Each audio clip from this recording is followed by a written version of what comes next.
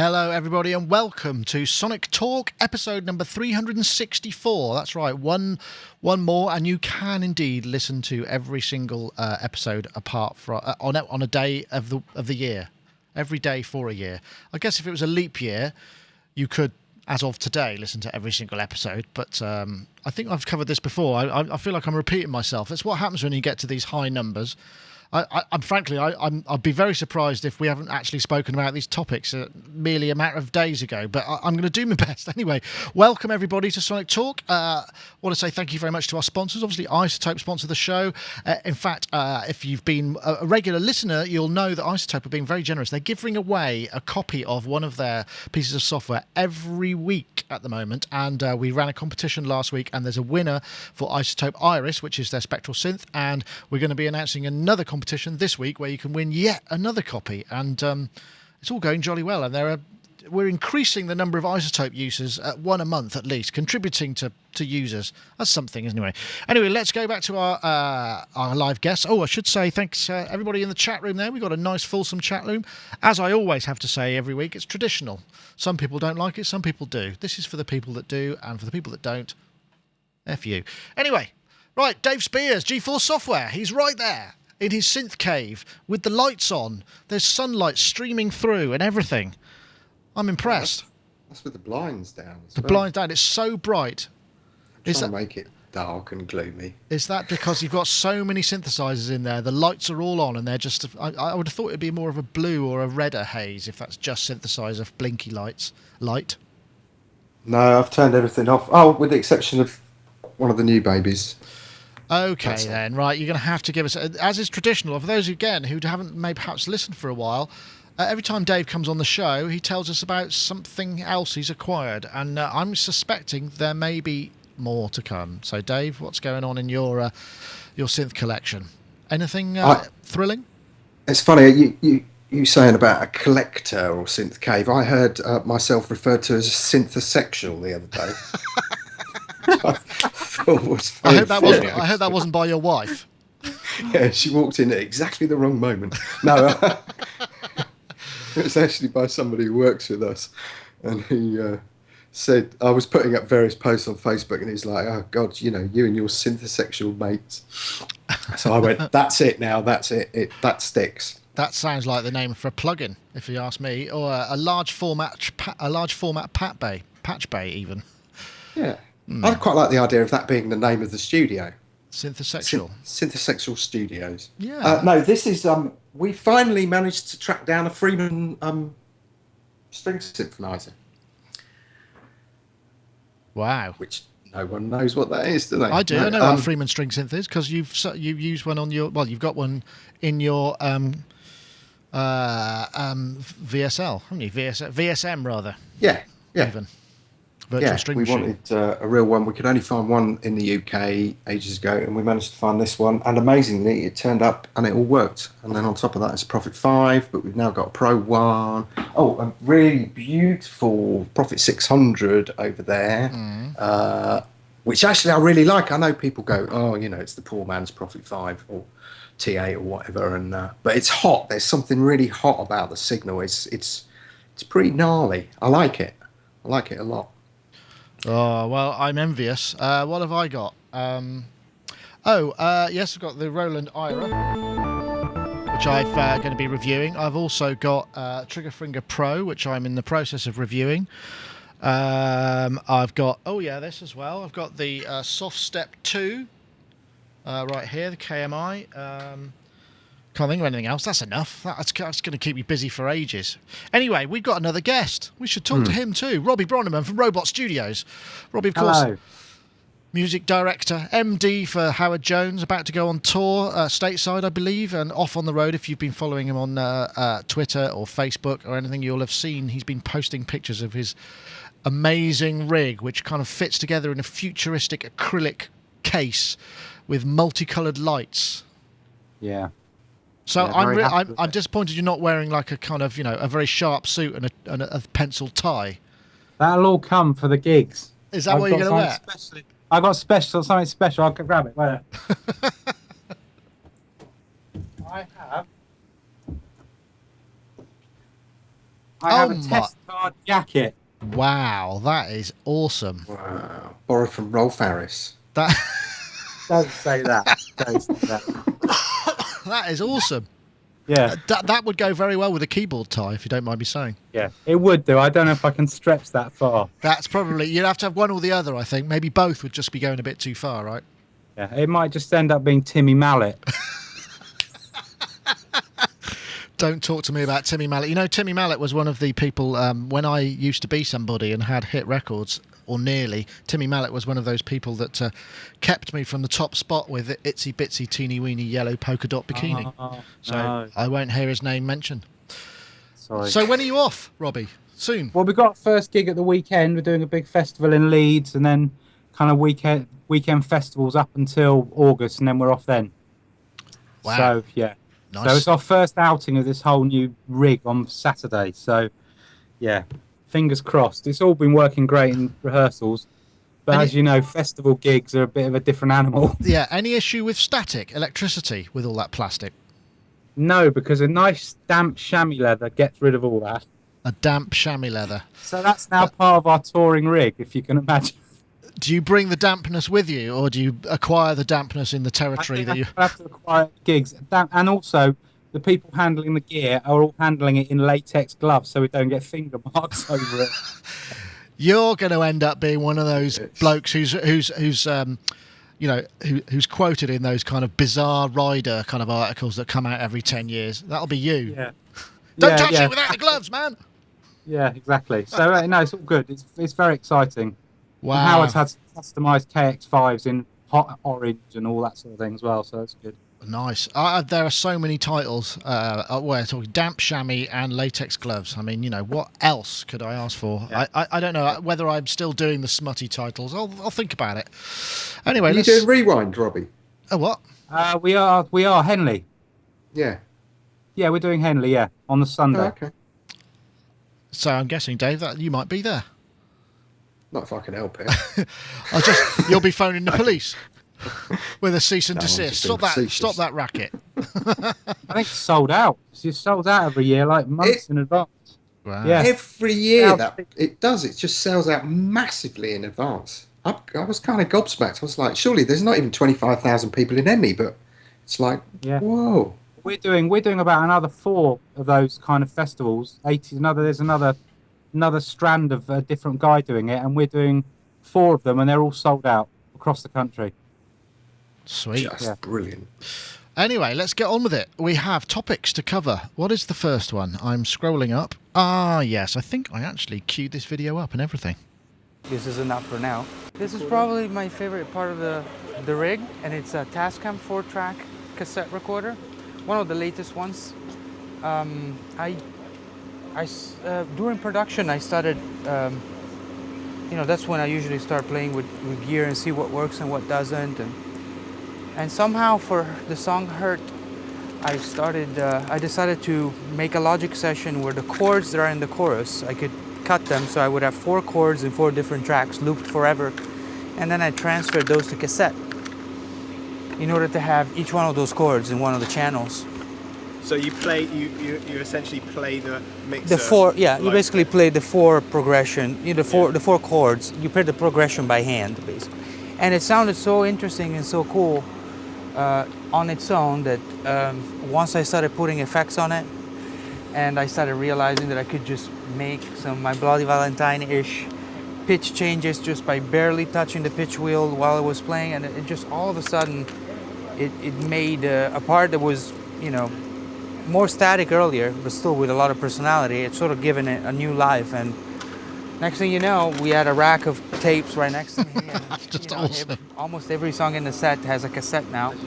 Some of them are approached the same way as Hurt is, and some others is different parts of the song. So sometimes it's one sound, another sound, and for example, for Disappointed, That's awesome. You'll have to watch the rest of that because that we posted that. That was Ed, our intrepid reporter, went to see Alessandro Cortini at the O2. That was 9 Inch Nails at the O2, which is a massive venue. Absolutely brilliant, Dave. I know you're a fan of Alessandro. I'm becoming more and more of a fan of his. Every time I sort of do search something out, I have to have a hit of one of the tracks of Sonorio every couple of weeks, just to sort of keep me kind of sane. Great idea, though, isn't it? I'm loving that. When I saw that, my jaw literally dropped. I was thinking, wow, that is just such a great idea, and so kind of left field. Although I'm a bit worried about those cassettes. They look like D-type cassettes. They look really crappy. Thus, the prices of all Porter Studios go through the roof. Maybe so. No, I went to that gig. Not that gig. I went to see him at Birmingham. In fact, he gave me the exact same tour as he gave your chap. Oh. Which was very nice of him. I went to see him about something I can't really talk about at the minute, but he was absolutely brilliant. I was videoing him for something, and he was utterly brilliant. He really set the benchmark so ludicrously high. He just kind of went into this monologue about what I wanted from him and did it for exactly 6 minutes, and there were no fluffs, no everything. And I was like, okay.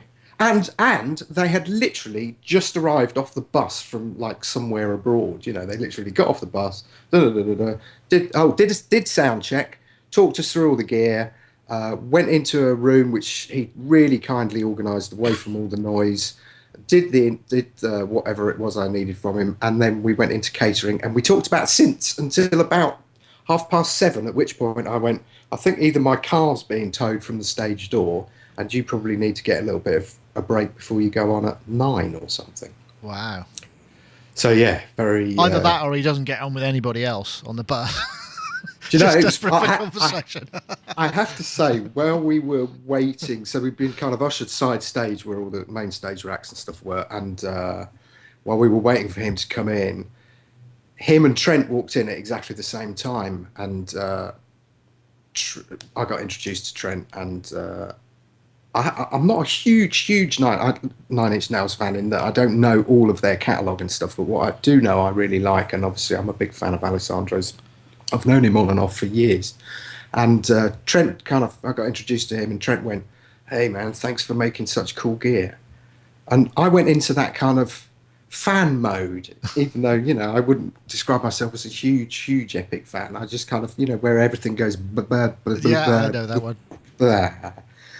So yeah, as he walked off and went, see you later, I thought, no, he probably won't want to see me later. Oh, I'm sure he will. But the show was awesome, and that rig is brilliant. I mean, just really brilliant. Yeah, it looks really. It does look. It's not only that, but it's just such an inventive way of using things. I mean, I know, Robbie, you know, there is this phase that you've just been through, haven't you, where you're basically sorting out the production and kind of coming up with ways of doing things. I mean, that whole idea of separate things on separate faders, actually, you know, I mean, it could be cassette or it could just be playing back from the DAW, right? It doesn't really make that much difference. We did it for a track Howard had that he did in the old days with Stephen W. Taylor engineering, where they did the old, you know, tape loops around broom handles, long business, and made up single notes and made chords from it. And I put them all into Ableton and played them on faders in the gig. But I mean, that's taking it to a whole other level of kind of Heath Robinson-ish, which I kind of all props to him. I mean, looking at that rig, modulars and stuff on stage, he's a brave man doing all that. Yeah, I was just thinking of you, actually. It's a gig stressful enough without having so many kind of variables like that could just go wrong at any minute. So that's fantastic. There's people out there prepared, you know, on that big scale to do such crazy things. Yeah, no, it's awesome, isn't it? I wonder if excuse me. I wonder if there's something about the way that it sounds as well, just coming, because these things are being blasted out of massive PA systems, you know, sort of state of the art kind of stadium rigs, really. So I mean, there must be something about the sound of it as well. I'm guessing that it probably fits with. I think that from what I understand of Trent, he just likes things that are different as well, and that is most certainly different for sure. Has he got a tape roadie who's making extra copies every gig or something? Yeah, well, apparently, in the YouTube comments for the video, because it went ballistic, they very kindly tweeted it out over the Nine Inch Nails social media. So we had like this massive spike. It did like something 20,000 views over a couple of days, that video. And in the comments, somebody said, "Oh, I was in the crowd and somebody was throwing cassettes out, but I never got it." And the guy who was doing it said, "Yeah, it was me. I was aiming for your face," in true Nine Inch Nails way. I think they might have known each other, but so they obviously toss the cassettes out, and maybe they redo them every gig. But yeah, it's a terrifying thought, isn't it? What if he's like, "Oh no, not that one"? Yeah. That was the master. Yeah. That was the master. There's a short story in there somewhere where he has to actually stage dive off the stage just to go and find the cassette, and then I don't know. But yeah, brilliant. They're still touring. I think they're on their US Canada leg. It seems like a very epic amount of just gigs that they're doing, and they are huge. I was checking their Facebook page and it's got 3.4 million likes. When you think of that sort of stuff, it's just like, wow, that's just inconceivable to me. I could, wouldn't say no, but I guess you have to be a band going for 20, 30 years. In fact, I was talking to a friend of mine who said he saw Nine Inch Nails back in about 1990-something at the Astoria in London, and where they were, he said it was the closest thing that he imagined like a Sex Pistols gig. It was the loudest thing he's ever heard. And not only that, but Trent was sort of kicking band members off the stage. It sounded like a really sort of mad period. I think because we did an interview with John Van Eaton, who's regularly in the chat room. He's like this sort of super roadie tech backline guy, and I think he was working with them back then. And I think that may have been during his period. I guess that's probably why he got the gigs. He's so massive. Somebody I know was doing their front of house. He normally does Radiohead, and I think he did front of house for a couple of tours. And he said it was a pretty intense tour. Yeah, I probably shouldn't have said that. No, but there's something about Trent. I really like his attitude. That whole thing about when people go, "Oh, you got to give away your album" and all that kind of stuff. And he was like, it might work for somebody like Amanda Palmer putting out the kind of begging bowl, but it doesn't work for me. I do the best work that I can on this album. It costs $10 or go F yourself. And we were just like, we need people like that. Yeah. And by contrast, Alessandro is really kind of, very, I wouldn't say meek, but he's not got the same intensity that somebody like Trent's got. But I'll tell you, that gig was pretty amazing. I mean, from the moment it kicked off, it just went, it was very, very good. Someone told me he's got like a little area of the stage that's a bit darkened. He can go off and compose himself and just or he has on other tours and kind of ad lib when he doesn't want to be in the limelight. Is that right? Did he do that on this tour? Probably, possibly, yeah. I mean, I've seen the only gig that I'd seen before this was at Reading, actually, last year, right, where I went down and there was a load of grief over, I think, the lighting on that, and there was a load of stuff, so everything was pretty intense backstage. And in a situation like that, you just need to know when to go away and just give them a little bit of space and compose themselves. Yeah. Carl used to do that with Underworld gigs. He'd just walk off stage and get his head together for a little bit and then come back. Wow. Go mental. In the chat room, we've got Hiltonius in the chat room. A friend of his was Trent's personal handler for a while in the 90s. That must have been an interesting gig. I mean, I know those sort of things tend to yield all sorts of unrepeatable stories. Nice to see you in the chat room, Rich. The reason we've got a smaller panel this week is we had two last week with Mark and Rich, and it worked really nicely as a sort of occasional thing where people can kind of get a bit more time to talk. So that's why I decided to keep it low and give Rich, you're supposed to be having the day off. You'd be doing something. Aren't you supposed to be mowing the lawn or something, or doing something playing with your Electron or your Microbrute? Anyway, what else have we got? Yeah, if you want to check them out, there's tour.nineinchnails.com, and you should see our video. It's you'll find it via the site if you just look for Alessandro Cortini. Very, very kindly did that. Let's have this next video. This is bonkers. This is I'm not sure how I should be able to play this. Oh, I can hear this. Yeah, this is Caustic Window, which is one of Richard James' nom de plumes, aka Aphex Twin. This is an album that never saw the light of day. It's been put on YouTube as apparently there were only 4 copies made. It was made but not released, and there were only 4 copies ever available. And the people who had them was Richard James, a couple of other people, a guy in the record company, and they've never been allowed to release them. And then there was this Kickstarter project. Well, first of all, it showed up, but then it's on eBay, right? And when I checked, the price was about $6,000.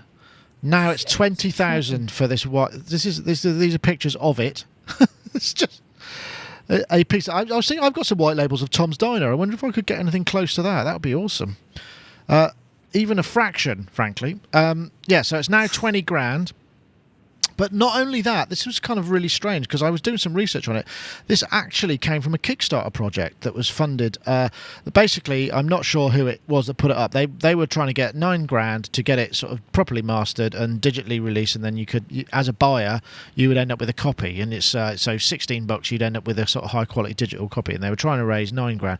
They raised $67,424. Which is pretty mind-blowing when you consider it. So you not only got the 67 grand for that, but they've also got the 20 grand on eBay at the moment. This is probably the most I've ever heard of Aphex Twin. I know it's very legendary, primarily because of the videos that he did, the MTV sort of years when he did those amazing videos with Cunningham, with the sort of where it was his face on Busty Girls, the hip-hop parody, which was awesome. Sort of window liquor period was probably about as big as he got, wasn't it? And I think that's probably where he gained his notoriety. You know, so this is I mean, it doesn't really do much for me, I must say, but it's astonishing, really. Can you imagine anything? I mean, I can't even imagine 67 grand for a digital or $20,000 for a blooming copy of some vinyl. I mean, you see memorabilia of kind of some fairly major things going for less than that. What's going on? It's amazing, isn't it? Yeah. What is the eBay thing then? Is the eBay like thing, one copy? The eBay So is you can actually have the physical vinyl. You can actually have the physical vinyl. The only one. There's one of 4 or whatever. That's it. Okay, so after it's been ripped or whatever, they've obviously ripped it, and then they'll go, okay, you can have this. Yeah, this is the test press. This is it that you can have. Yeah, that's right. I wonder if there are any limitations on it, what you can do with it afterwards. You can't sell it on or... Let me see. Files until now, blah blah blah blah blah. A few meals later, Kickstart. Please note. Somebody's just. Please note. Grant at Reflex HQ as the record is possession and be shipping it out to the winner from the UK. We will contact you. Best regards. Out. Be shipped insurance once the auction ends. No. It doesn't really. Either that or it's the new music that he's going to press to a white label and sell for 20 grand. Well, either way, it's pretty much. I mean, either way, it's going to raise closer to $100,000. Yeah, that's the way to do it, isn't it? You were talking, you were talking about that, Dave. You know, about kind of, the idea for giving your music away or getting Kickstarter stuff. I mean, that's the one. That is quite something. I know. What I just don't understand, but I don't really understand the cultural significance of that piece of vinyl. I mean, I don't get it. His fans are obviously so fanatical. I mean, I've always kind of had a kind of a kind of very good, healthy respect for what he does. But he's one of those artists where I kind of use the term "can't eat a whole one" because quite often it's hard listening, isn't it? Yeah. But I mean, he's very accomplished and very technically great. And I guess there's a whole army of people who are avid fans for that kind of thing. Yeah. Well, he's down in your neck of the woods, isn't he, Robbie? Yeah, that's right. Yeah. Somewhere. Probably passed him on the street and never knew it. Yeah, he'll be the one doing those kind of kicks where, like, where you kick your legs together as he sort of waves a wad of 20,000. No, I'm sure he probably doesn't need the cash, but I reckon it's actually probably to fund the repair to his Yamaha GX1. You think so? Maybe that's it. There were some rumours on the chat rooms. I was watching comments about this. There were some rumours that it was actually used to fund a piece of equipment that he wants to buy. But I mean, it's just, if you look on Synthtopia, there's just endless. People just seem to. He's just got this kind of state because I guess because he just never shows up anywhere, never says anything publicly. People have to put words in his mouth by conjecture, and it's the perfect way of creating an image of himself. Maybe I'm doing it all wrong. What I should not be doing is doing a weekly podcast, or if I do, all my reviews in the future I should be cast in shadow, and you can't see me. Then I'll become enigmatic and have something of value. we've got a sound designer whose name is Richard James. And if I had one email for, is that the real Richard James? I'd have, well, certainly if I'd have had a quid for every email, I'd have had at least 45 quid by now. Wow. But no, it does make me laugh because people are like, oh, wow, it's Richard James. And sort of, I really, next time I think what I'm going to do is put like Richard James in brackets, not Aphex Twin Richard James. Just so we can kind of clarify that. In fact, but it is funny because so many people are obviously completely obsessive about his work. It seems to permeate right across ages and everything. Yeah. Anyone who's into electronic music. Yeah. It's very curious, isn't it? In fact, all I'll have to do is put Aphex Twin in the title of this show, and it'll have masses of hits. Assuming I don't get busted for YouTube copyright because I played, a bit of music.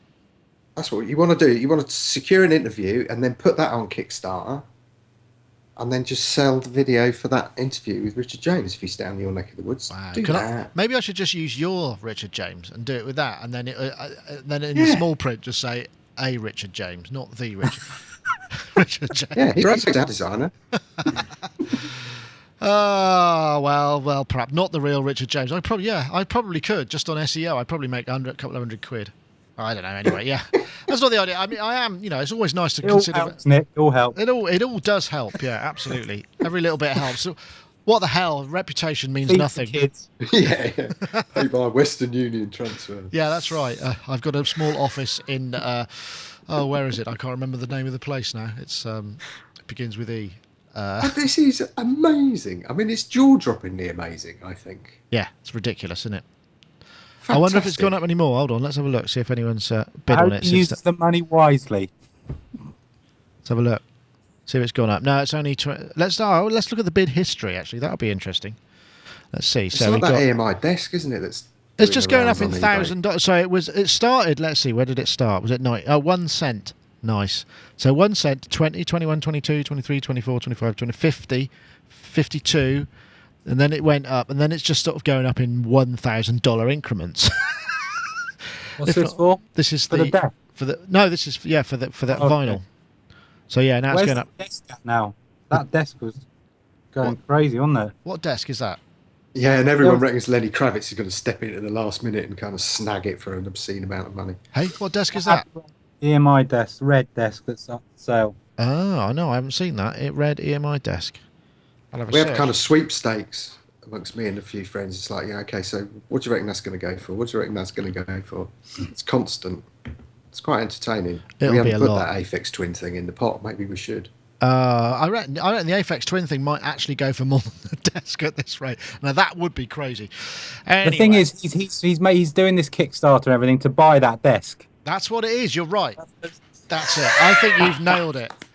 It's all like a cycle all round. He needs to put those 12-bit, 8-bit samples into a multi-$1,000 summing mixer. Yeah.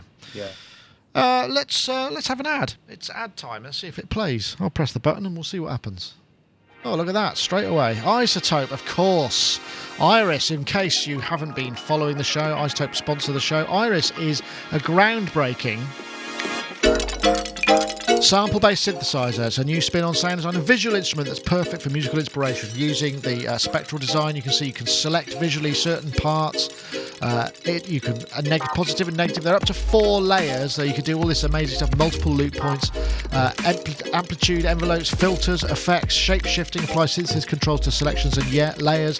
Enjoy warm, lush filters, delays, reverbs, chorus, distortions for each layer. There's lots of sound libraries too. You can download a free 10-day demo of Isotope Iris today at isotope.com. And in fact, you may know that our very own podcast was involved in the actual concept and development of this synthesizer, because when we first saw the RX3 sound restoration, we thought, that'd be make an awesome synth, and so it was so isotope.com Iris.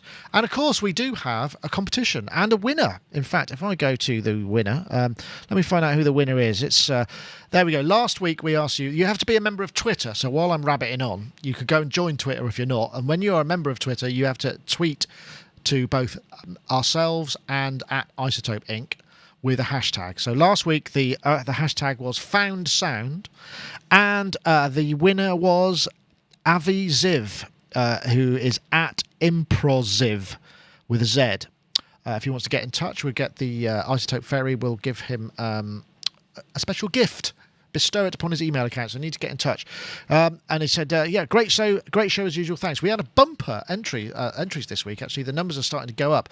But you can win again this week. In fact, if you want to win Isotope Iris even, you need to be a member of Twitter. You want to hashtag Spectrogram Synth as a hashtag, and you send that to @SonicNick and @Isotope Inc. And then what happens is I will basically run a filter that just gets all of the entries, puts them in a big list, and I get a random number and I count from the bottom upwards, which is the first entry up, and the random number winner wins the copy, and the Isotope Fairy bestows it upon them. So tweet at SonicNick and @Isotope Inc. with the hashtag Spectrogram Synth and to win.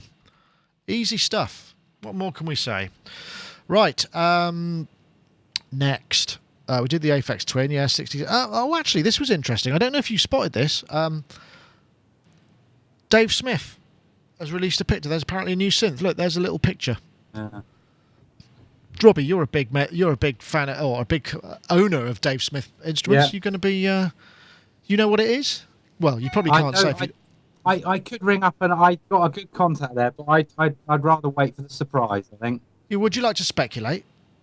Oh, I don't know. A lot of people are saying, "Oh, perhaps it's like a Pro 1 type synth." But I mean, nah. I've the mono evolver, and that's quite, it can do that kind of stuff pretty well. So I don't know I haven't a clue what it could be. That looks to me like 4 parts, which is what I thought.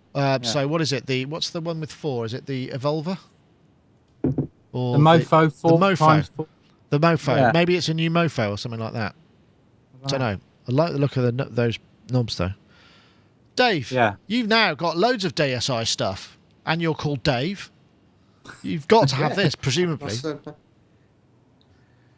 No, this is an FM synth, isn't it? I think they're operators. My God, I think you've got something. So you've got 4 operators, or maybe up to 20 operators, with the use of shift keys. And maybe it's got a very tiny LCD for programming on, really, really small, even smaller perhaps than the original DX7, just for sort of, retro sakes. I think not. And a really tiny throw data entry slider. That's only 3 notches, and if you want it to do any more than that, you have to push another 3 buttons in order to make it go coarse and fine with a 4 shift. and 8 or something. Perhaps it's a kind of a cut down version of the Prophet 12, like a 4-voice version. Yeah, I think that's more likely, isn't it? I mean, usually what Dave Smith does is, take the last iteration of what he's been building and produce either an up or a down version of it. I mean, it would make sense because you've got the chip program, everything's in place. It's just a question of repackaging the hardware and maybe, less voice boards or whatever. That would make more sense, wouldn't it, really? Yeah. I mean, he doesn't keep a big... I noticed, synths drop off, with what they're doing. Like they stopped doing the mono evolver and they've stopped doing the poly evolver now. So there's obviously only a finite amount of synths they can practically make at any one time. So, like you say, probably an iteration of what's already, down the scale a little bit from what's the flagship now. Nice. Azia Head says in the chat room, it's a 4-part Bossa Nova drum computer, which I like the sound of that. With a unique filter on each drum part. That's an awesome idea. But yeah. Anyway. The Prophet 12 is amazing, though, I have to say. Have you got one? Well, I had Howard's in here the other week for a Sushi Friday, and I've been umming and ahhing because I haven't got any space left. So I'm umming and ahhing about getting rid of my Prophet 8 and getting the Prophet 8 module, which has got all the knobs, and also getting the Prophet 12 module to sit beside it. But of course, there's no knobs on the Prophet 12 module. So yeah, I'm not sure. I'm just not. It's such a great interface when you work with it, having all that stuff in front of you, and we were getting great stuff out of it. So I don't know. I'm on the fence. On the fence. That's a kind of big keyboard in Alessandro's rig, wouldn't it? Yeah. It's a lovely synth. It's really nice. Yeah. Oh well, these difficult decisions. Well, it is the most. Apart from the Schmidt, there's nothing between the Prophet 12 and the Schmidt in terms of current models, is there? So you've got, what is it, $2,500-3,000 or 20,000? There's nothing sort of in between unless you buy actual vintage, right? Yeah. So it is the current king of the polys, really, isn't it? Because there's just by token of the fact that it's got more voices, and it's the most expensive. You know, in between those two things, I suppose. That was just a not very. I was. Sorry, go, Dave. No. I wasn't really aware of this until I kind of logged on Facebook this morning. Mark Doty had a really funny comment that made me go, "Oh, what's this then?" And it was just made the mistake of reading a comment thread on the DSI surprise that's on the way. Consumers don't deserve anything that anyone makes, because all the comments are basically make it polyphonic, make it have a sequencer, make it have an arpeggiator, make it multi-timbral, is it analog, make it FM. And I thought, FM. Yeah, FM. I wondered up about that. In fact, I was watching some video streams the other day, because there was a electronic music festival in Japan where they were doing some live streaming, and there was also it just led me through. There's the Boiler Room who do live DJ sets, and they just stream them. And there was this guy in LA who I forget what he was called, and he was just playing a lot of it live, and he was just playing sort of like really crappy drum machines and FM basses. It was just, that was the sound of it, and it was like so authentic, but it was just quite funny. But it's obviously, you know, something that's sort of coming up, so I think maybe we're going to start seeing a bit of that. It didn't do anything for me, though, I'm afraid. I can't remember the name of him. I saw someone on the chat on a forum talking about this new DSI synth, and he was saying they were saying, oh, as long as it's not as expensive as the, you know, Dave Smith Instruments all normally is, and somebody else went, make it 4 times as expensive, so only a few decent people can have it.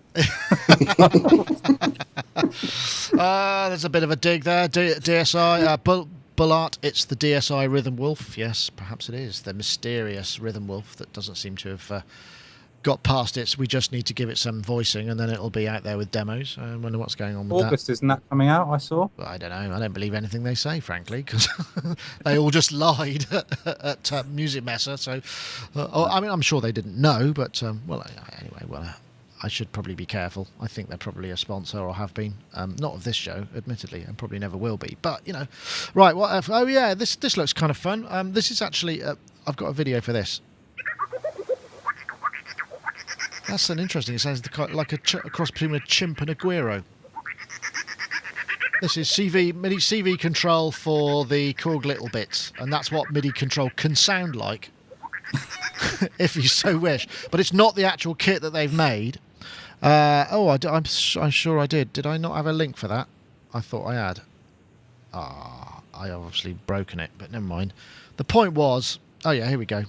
I'll open it up and then I can put it in the Korg. Finally, the LittleBits stuff, which looked kind of fun. You know, is a bit kind of wobbly just because by the nature of putting it together. It's sort of stuck together with magnets, but the LittleBits synth kit, which I reviewed elsewhere in the timeline, they've got 3 new modules, which is a CV module, a MIDI module, and what's the other one? That's I'm trying to think. A MIDI block, yeah, and the CV block and the USB I/O module would let you pipe the LittleBits audio directly into your PC. That's interesting.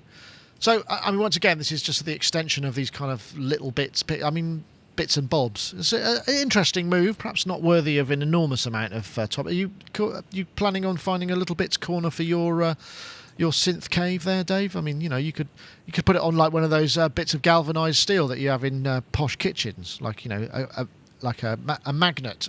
That's what they need. They need a kind of magnet retrofit, don't they? So you can put it on fridges and stands and stuff like that. So you can kind of have it on the edge of things. I like that idea a lot. In fact, you could kind of build it all the way around. Be really cool, wouldn't it? Yeah. All around your desk and stuff like that. I mean, I do really like their stuff, and this is just an obvious thing, isn't it? Yeah, it certainly is. More hipster rubbish, says Sonic 3331. Excellent. That's good that it's not just me that's the grumpy old man in this triumvirate, and we have some people who are out there. But thank you for your comments. But yeah, no, LittleBits could be the Native VS also says is that, you know, it could be the basis of a kind of DIY modular, and I think, you know, that's possibly the way that things are going. You know, there's going to be once everything sort of interfaces together, it's got an interesting possibility. And I don't know how much. I think the LittleBits kit's about 100 quid. Is it 100 quid or so? I can't remember now, actually. I don't know if anybody does remember in the chat room. They'd probably be able to tell me. But something nice to add it to, something for the summer. Although the only problem I did find with this is any time that you wiggle it, it kind of cracked because basically they're held together with these magnets. You kind of try and move things around, they go, and it all breaks apart. So it's not quite. And the other thing I found is by trying to put a power supply into it that wasn't a PP3, I got the most god-awful earth hum out of it. It was absolutely unusable. Wow. And the battery only lasts a short amount of time. I guess if you put lithium-ion batteries, you'd be all right. But, I mean, they cost about a tenner a go. So, Give it a few months and Alessandro will have it in his 9-inch nail rig. No, that would, we'll all be going, LittleBits live for stadium Yeah, and he'll have gigs. like a whole pyramid of it or some crazy thing. Can you imagine anything less reliable? I don't think there is. Yeah, no, well, can you imagine anything less reliable than a 4-track on stage? I mean, Well, I don't know. It's a Tascam, top of the line. yeah. He was at pains to say. What else? Oh gosh, we're really cracking through it. I didn't think we'd get this far. Oh yeah, this actually this was just something that I thought might be interesting. Obviously, we're in the zone of football at the moment. You might have noticed there's a World Cup on and stuff. Really? And I just wondered if I don't know if England haven't quite disgraced themselves yet, but there's this interesting. In case you were wondering, there was an interesting article on liveproduction.tv of how you would broadcast a large sort of stadium kind of side, because I was always curious about how it works in terms of sound. Stereo pairs, but they have a rather helpful diagram down here, which I thought was quite. There's the behind goal, and it makes absolute sense when you think about it in these ways. Obviously, this is like how you might mic it up as a lot of shotgun mics, kind of strafing the pitch, as it were. But then you have shotguns on the cameras, obviously, so the camera is pointing where the action is, and that's why you get. Because I was saying, how on earth do they get the football sound every time somebody kicks it? And it's like, duh, what an idiot. It's because there's a shotgun mic on the camera and the camera is pointed at the footballer. I don't know, but it just seems quite interesting. And it just made me think a little bit about shotgun mics, because shotgun mics have they've gone through phases of being used for audio production as well. Dave, did you ever get your snare mic'd with a shotgun mic? Because that was one thing, wouldn't you? You have a snare mic, a shotgun mic above the drummer, pointing right down to the skin of the snare. That was a way to do it. I don't know what it sounded like. Do you know, I don't remember. I've used shotgun mics a lot. I mean, I used to do a lot of sound recording stuff for video. Nothing as elaborate as this. I mean, Jesus, I'd hate to be the person in the gallery going, that. In fact, I'd hate to be the person putting up the faders going, oh, shit, I've just missed a fader. Yeah, amazing. I mean, I'm trying to think. We had the Sennheiser, I want to say 412, but I can't remember. But yeah, that was kind of my job for years, was sort of standing there with my little SQN, holding this boom mic, desperately trying to eke it into shot so it would annoy so it would really irritate the producer or the cameraman. But that was generally a sackable offence. Oh, hold on. Actually, I've got a bit of video that I can play you for, because this is what happened. You know, you'd think that the sound would be great for this, but I don't know if anyone actually saw the opening ceremony of the World Cup. It was Pitbull and J-Lo and some Brazilian star who was, massive Brazilian star, and they looked like clones of each other, and it was just hilarious. This is how badly wrong it can go. I'm going to switch this on, and because I remember looking at this thinking, what? This is what it sounded like in the stadium. And then, oh, I've got to play that, haven't I? Hold on. This is what it looked like as well. I'll probably get busted for this, even though this is... It's almost unlistenable, and it was at the time. They were all sort of mouthing away. What are you saying, mate? What? It's just brilliant. What could possibly go wrong? I mean, it's only about, 2 billion people watching after all. Genius. It's just like, whoa. All it takes is like a stereo feed from the playback, really, doesn't it? But yeah, that was awful. That made me cringe. Either that or a wardrobe malfunction, and you're in a whole heap of pain. Yeah, It reminded me of Darren. You know, when Darren came on and was talking about the opening of the Olympics, when he said, they were using Pyramix, and then it was like a backup of a backup of a backup. And then he said, I think when I called him on the Friday morning and kind of said, okay, so is everything cool? He said, yeah, mate. He said, I've just done the very last backup. And I went, what's that then? And he went, a CD. Should have gone for a 4-track cassette, surely. That would be the next phase. Actually, that's genius, because if, like, the athlete's parade, if they're marching too slow, you just very speed it up a little bit. Like, come on, get a move on. That was interesting. If any of you actually haven't seen that, it was it always amazes me that show didn't get more views. Basically, after the London Olympics, Underworld, as you may know or may not know, were involved in the music programming and planning of the whole show. And we had Darren, who was like the kind of tech brains behind the Underworld team. I think that's right, isn't it, Dave? Telling us how it all went together and the whole process. It was fascinating, absolutely fascinating. Probably my favourite show in terms of just sort of technical stuff. Apart from this one, of course, lads. But yeah, it was. If you get to watch it, I'll put a link in the notes if I remember. So, sound in the football. There were some brilliant things on this, though, in terms of, don't compress the directional mics, because obviously then you can get that can cause all manner of pain if they're not. Because of phasing and what have you. So they compress the stereo pairs? I guess so, yeah. I mean, I didn't get the chance to read all of this. I didn't bother reading anything. Someone put in the chat room there was a dedicated mic, this Scopes, is that how you pronounce it, made just for the kicking the ball, picking up the ball? Sherps. Yeah, quite possibly. Oh, really? Yeah. It's probably got like some sort of... Because they've got this amazing... I don't know if you've watched any of the matches. I mean, you may not be into soccer at all, but they've got this... I noticed they've got this thing that's kind of basically suspended from cables. And it's like this robotic thing that moves at great rapidity. And obviously, during the opening ceremony, it was dropping very low. And I was looking at it thinking, God, that's going to be awful because they keep getting hit by the ball, surely. But it's obviously brought right up into the heights of the stadium and then moves around in, it moves in three-dimensional space. And it's presumably got a PTZ camera on it as well. And that must be, I mean, apart from the bloke who has to run up and down the side of the pitch with the with the handycam thing, which looks like an extremely physically demanding job, probably more so than the footballers. That looks like really good fun to operate. Just absolutely fantastic. I used to have the Sennheiser boom on a really cool boom where you could kind of rotate it, and you had it was a joystick effectively, right? And I could kind of point it at wherever it was, but it wasn't as much fun as kind of holding the boom myself. There is one story about holding the... Oh, God. Don't know. Do you want to hear this rather entertaining story? Yeah, it's the only time I've actually lost the plot on a video shoot. Normally, this particular director was pretty ferocious, and it was to do with a timeshare company, and it was like the world's biggest timeshare company. And we had to go round kind of, getting loads of vox pops off of people. It was their end of year troop rabble rousing thing, and we found this bloke in a stationery cupboard who I suspect had been in there a very, very long time and was particularly sad.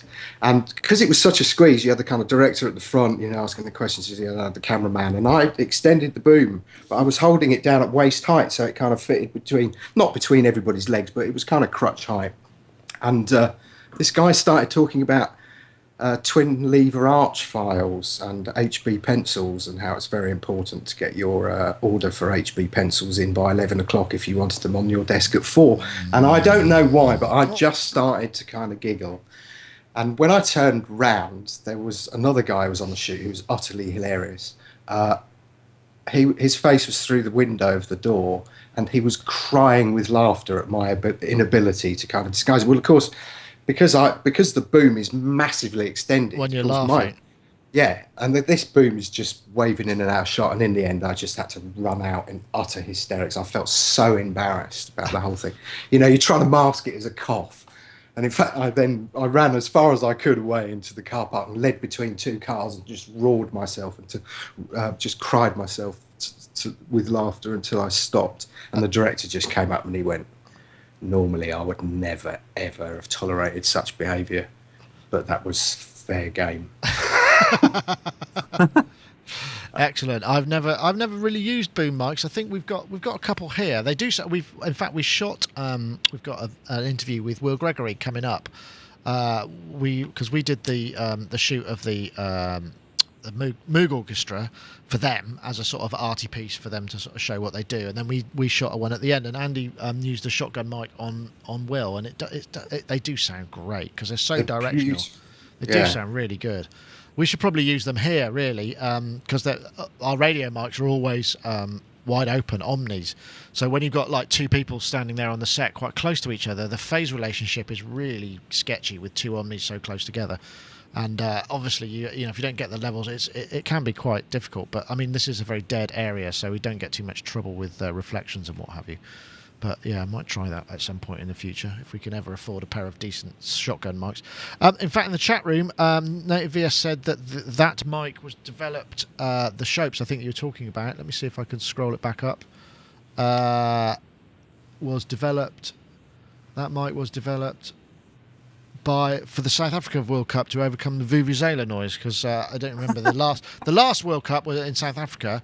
It was in South Africa, wasn't it?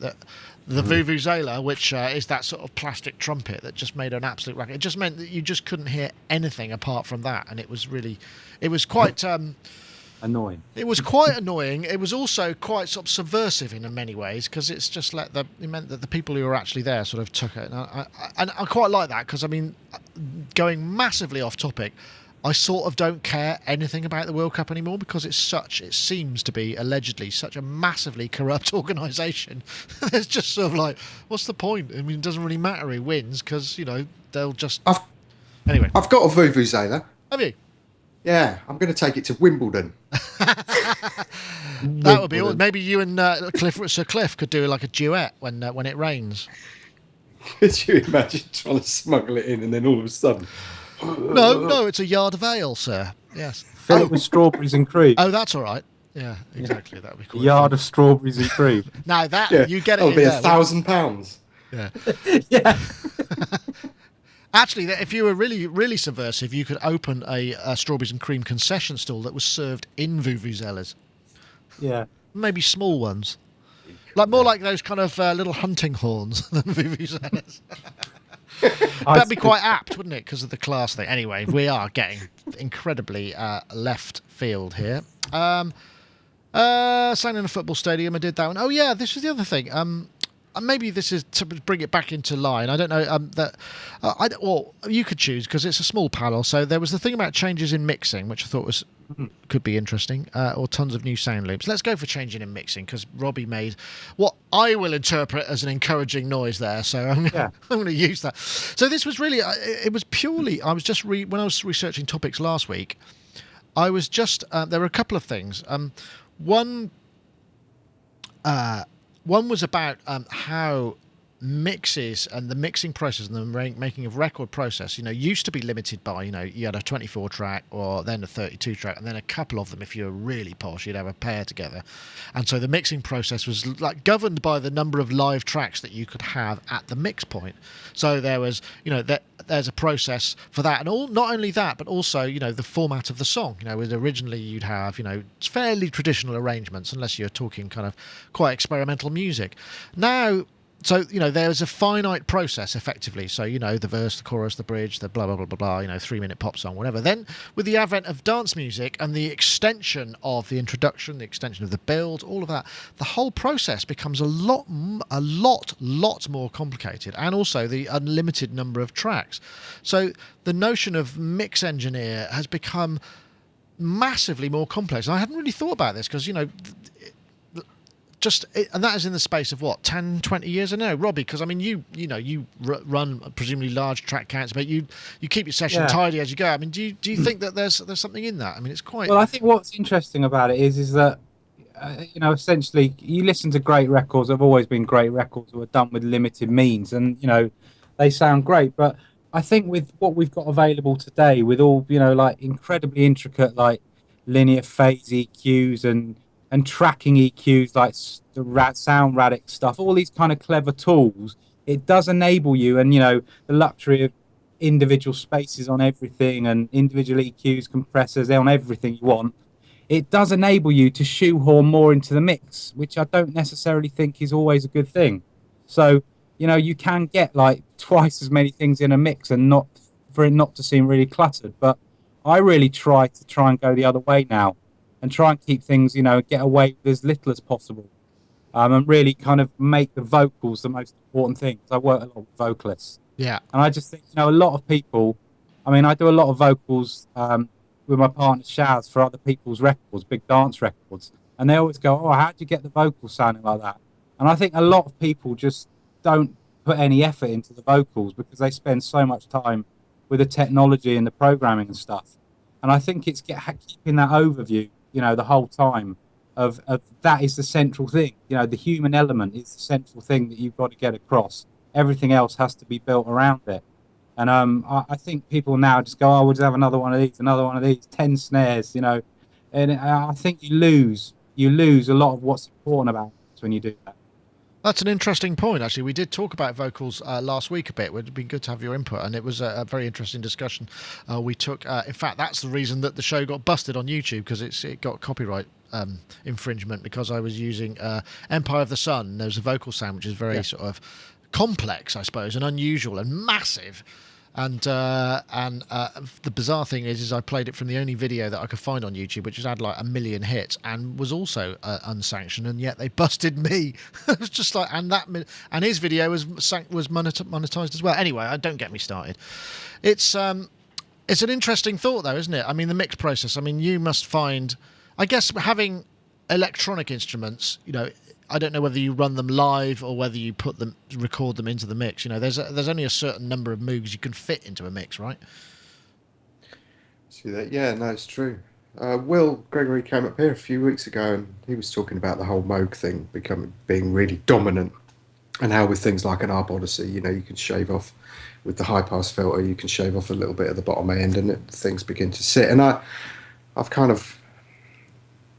I completely agree with Robbie, actually. It's funny, I've been talking to a lot more, I'm not including Will in this, but I've been talking to a lot more old school guys, and everyone seems to reiterate the same thing. The basis of it is the performance, and whatever you can build around the performance to enhance that is for the best. But when you start really cluttering and layering, and I know there's a real skill in this, so I'm not kind of dissing it. When you start layering, and more doesn't always equal better, unless you're purchasing analog synths, of course. Then of course. But I freely admit I'm a hypocrite in most senses of the word. But no, it's interesting, and I like space and for things to be able to breathe. I mean, it's a really big thing about the Tron. We were constantly getting people going, oh, loop it, and for a while we did indulge a few people, but actually the results we heard, we get a lot of people send us music that they've done using our instruments and stuff, and when we were hearing Trons that were constantly looped, it was like, oh god, stuff just isn't breathing. And I always go back with the same kind of suggestion is if you listen to Tron work, listen to that Radiohead exit music for a film, where actually there's so much space in that mix and everything really breathes. And I love, as much as I love huge bottom end from a Moog and everything else, when you start shelving things with a little bit of little bit of high pass and nice low pass, and you get band pass. I'm kind of, I fell in love with band pass filters a few years ago, and I found that very hard to get out of. But it's a craft, is the truth, and you really do need to understand that it's a craft. More is not always more. More is always just more. It is strange. Yeah, I think you're absolutely right there. The other thing that was interesting about this is that I was curious about how people approach the gain staging inside a DAW as well, because obviously the more stuff you've got, I mean, there's only a finite amount of headroom you've got inside this thing. Obviously we've got more with higher internal bit counts and what have you, but I've never really understood how it works. And I'm guessing if you record, I mean, as I've been reading a little bit about it, and it seems to be, certainly with recorded works, to keep the peaks, at -10 or -12. So you've got that headroom on each individual track, so you just try and capture and leave the headroom in there, so you're not maxing everything out. But in terms of electronic stuff, I don't know, Robbie, I mean, you have to put stuff together all the time. And I think the danger is when you're writing and you're in the vibey kind of stage, you turn it all up, don't you? And then you've got to somehow... The way I deal with it is I have a big template in Logic, but I have 16 buses, which are individual things like kick and snare, bass, percussion, hi-hat, synths 1, 2, and 3, and vocals, backing vocals, vocal effects, and all that kind of thing. And things always get grouped to these buses. Otherwise, what I've found is a lot of sessions I've taken on from other people, when they kind of just get into that thing of, they're just working in the moment and they just shove everything up. and it's all just caning into the master output on like Logic or whatever, and it just sounds horrible because you know, like you say, there's just no the gain structure is totally out the window. So I always try and keep stuff at a very sensible level on the channels and into the buses, and that way you can bring down all the buses down into your master fader and keep it at a sensible level. And I suppose But, you can have the vibe of the submix into the bus as you like it, but Yeah. then kind of attenuate down from there. Yeah, exactly. And it's yeah, I know what it's like. You do sometimes get in that thing where you're just flinging stuff up and it sounds, you know, you don't really think about it. But I'm kind of quite fastidious with when it comes to mixing, to really make sure that every single element is as good as it can be, you know, with the gain structure and whether it needs stuff taken out of the bottom or horrible frequencies taken out. I do that all first before I really get into it. So when you're creating for a mix, you know, you're at the stage where you're coming up with the parts. Do you then have a very specific point where you end that process and think, right, now I'm in mix, and you would maybe pull it all apart again and rebus it, or is that now incorporated into your for work? myself, I as I go along, I try and sculpt the sounds, and I try and commit to audio as well. I don't like having hundreds of virtual instruments left running in the track. So I go, right, I'm really happy with that. That's the sound I wanted. I've taken out all the frequencies I didn't want with little shelves and whatever notches. That's it, moving on. Because I've got a good capacity for kind of knowing the kind of layering effect of what I'm going to do. Some people find that hard to make those kind of, you know, really bold decisions because they like to leave all their eggs in the basket. But I kind of like to go, I know what I'm doing, I know what the next stage is going to be, and kind of commit it and be done with it and move on. Right. Oh, that is it. That is interesting. So when you bounce to audio, are you trying to get what levels are you working to then when you're bouncing the stems out? I still keep it really quite, you know, relatively low. Right. You know, probably about less than half of what it could be. You know, an audio file. Right. When I started off, I did all that thing of optimizing everything, thinking I was going to get the best quality sound, but it just becomes divisive because then you can't put anything across it without bringing, you know, taking gain off first. You go, I want to put a bit of EQ, and then it's overloading. So I think it's much better to keep everything, particularly if you're working at like 24-bit or whatever, to keep everything modest in terms of, you know, the way you're bouncing it out. Oh, that's interesting, isn't it? Dave, do you think we're So true. do you think we're kind of we suffer from coming from 8 and 12-bit samplers where you had to get as much signal into the thing as possible to make sure there was no noise? And are you disciplined when it comes to your own mixes and gain staging? Yes, I am, and yes, we are. Yeah, no, Rick Smith taught me through something a million years ago. In fact, I've just found it. It was him and Mike, engineer guy Mike Nielsen, who used to produce a lot, who used to engineer a lot of their stuff in the early days, and they were talking about explaining that recording levels should peak at between -12 and -20, which actually makes for louder, punchier mixes in the end. And that's something we've kind of lived by ever since. And interesting. At the time, I was quite skeptical, and we were working on something together, and he said, so just because I was normalizing this and normalizing that, I mean, you know, that's kind of what we do in our world.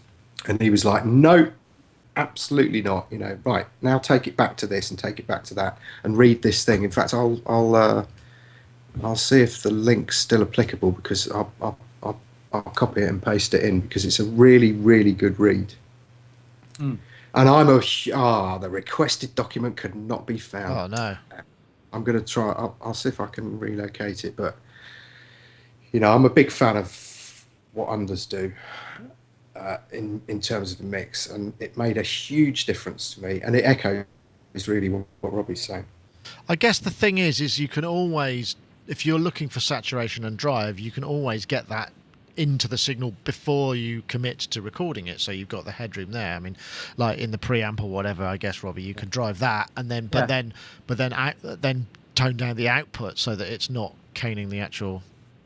And I think it really depends on the type of music you make as well, because, you know, some of the music I do, the kind of more electronic stuff, where it really is a lot of sound design as part of the compositional process. can't approach that kind of production and process like you do a normal track, because so many of the sounds have so many multiple processes to get them to where you want. So, you have to be able to kind of have a vision of what the end result's going to be, because it's not like, well, here's a bass drum and here's a snare drum and here's a kick drum, and here's a bass line. It's like that sound is going to turn into this sound when I've done this to it, and that's going to affect something else. So, that kind of modern production, like all the clever dubstep and, all the clever IDM stuff, it requires a real kind of overview and kind of vision for where you're going to end up. Otherwise, you're just floundering in never getting anywhere. So, interesting. Very interesting. And something I must admit I'm terrible at. I mean, I'm really just, I've got no. I mean, the thing is, I learned about gain staging in a live situation where where I'm working traditional mixer solo. Get it to near to naught as you can. I think the problem is naught and naught are two very different things with when it comes to analog and digital. Obviously, naught at analog, you've got all that headroom above it, which is anything up to kind of 20 dB or more, and in digital you should be doing the same. And so I probably remember when I was a kid lining up my my sound card so that 0 dB on my desk was 0 dB on the input of the DAT or something, and then wondering why I kept clipping. But yes, I think it's very. I think the problem is it's quite hard to understand, and it's in terms of digital world, and it's probably not really. I guess it's probably taught in if you're doing one of those kind of courses or SSR or somewhere like that. I mean, you probably do get taught that stuff a bit more kind of clearly. One of pretty much my favourite album recent years for the sound of it, and I just go back to it and marvel at it all the time. And people are probably surprised, is the John Mayer Continuum album. Right. I mean, that album is just such an amazing album in terms of arrangements, in terms of chording, in terms of space, and it's not electronic in any way, shape, or form. But I mean, I just go back and listen to that all the time and think, oh, I've got so much to learn. It can be done so well with so little. Yeah, I'm sure that's very true. I'm not familiar with it, but check it out. It's fantastic. I will. Thank you.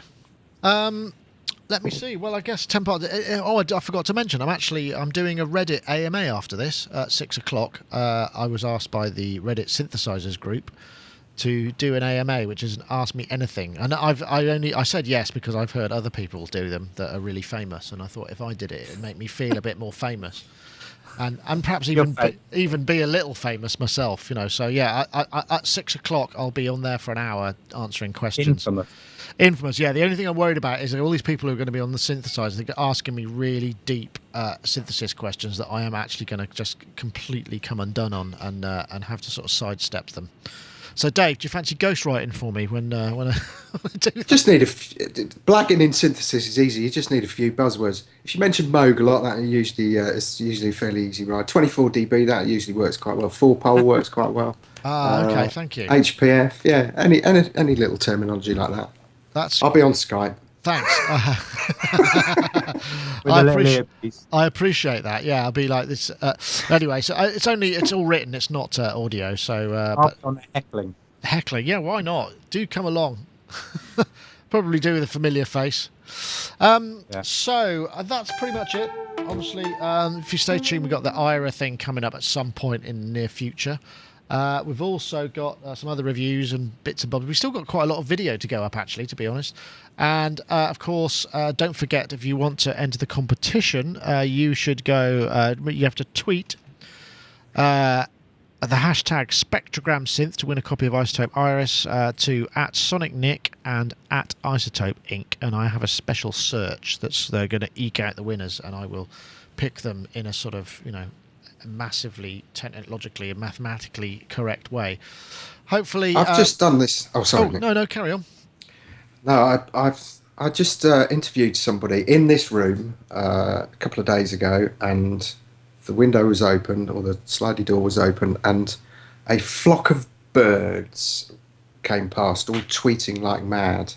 And of course, it was at such a pivotal point, I couldn't ask him to retake it because it would have been a bit of an imposition. And I put it in RX3, and I went in and using the spectrogram just erased all the birds. And every time, I have to say this, and everybody knows I love isotope anyway, but every time I use that piece of software, my jaw drops. You kind of go into it thinking, this is going to be horrible and painful. And it doesn't, and it isn't. And you just go, wow. There's not a single time where I've used it that I've gone, yeah. Every time has been a wow. That's great. Stunning. Excellent. Right in the middle of some text. And actually, if you're really careful and you kind of just erase certain parts of the frequencies, you can keep the sibilants in the text as well, you know. So if he's going, yes, yes, yes, and you want to get those S's, did he have a sort you of... can just shave off the rest of it. Do you have one of those voices that's so... That would have been a bit unfortunate, wouldn't it? I hate to say it, but he kind of did. Like, new teeth? No, I should never say that. Interesting. Is there a So, plug-in for that, not an opposite to a de-esser? It'll all need EQing at the end of it. I'm going to have to try and sort of knock that back a little bit. But yeah, it was... But the mere fact that I could... Because Chris was in the room, both Chris and I looked at each other as if to go, oh, you know, right at this fantastic moment, he's imparting this amazing wisdom, and we're just like, no, RX. Anyway, so good yes. for you. Well, I will no, pimp that's them an because extra they're plug. bloody So brilliant. Isotope are getting extra value out of this show, I can say. I'll have to invoice them. But anyway, no, that's good to hear. Well, I'm looking forward to whatever it is that you talk about but can't tell us what it is. So You're going to love it. I'll tell you. Anyone who's into synths is just going to absolutely love this. I'm Press really up a white excited label about it. with Actually, the I've been birds. really burning the candle. Sorry, what did you say, Robbie?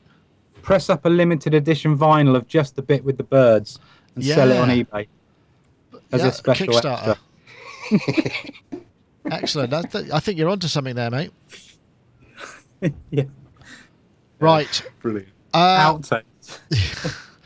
Excellent. All right. Well, can I repeat the competition text, please? All right, then. The competition text is there. You have to tweet Spectrogram Synth, hashtag Spectrogram Synth, at Sonic Nick, at Isotope Inc.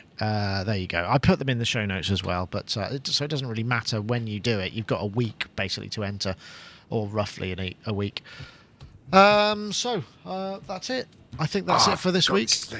And thank you very much, guys. Thank you very much, Robbie. I'm guessing you might not be around for a little while if you're going to be on Torio, or are you going to be mostly weekending?